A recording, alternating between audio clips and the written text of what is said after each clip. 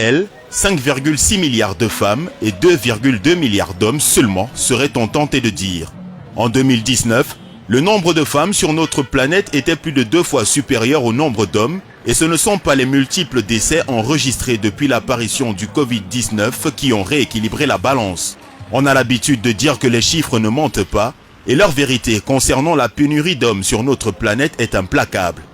Parmi les 2,2 milliards d'hommes que compte la Terre, 1 milliard d'entre eux sont déjà mariés, et sur le milliard et 200 millions restants, 130 millions sont en prison et 70 millions sont atteints de maladies mentales, toujours selon les chiffres du Programme des Nations Unies pour le développement.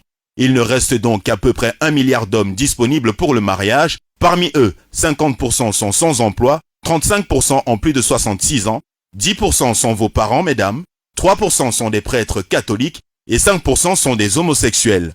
Une fois tous ces chiffres pris en compte, avoir un homme pour soi pourrait être assimilé à l'obtention du Saint Graal. Alors, mesdames, avant d'avoir un traitement ou une attitude désobligeante envers un homme, n'oubliez pas que ceux-ci sont de moins en moins nombreux et qu'il est de plus en plus difficile d'en avoir un en toute exclusivité.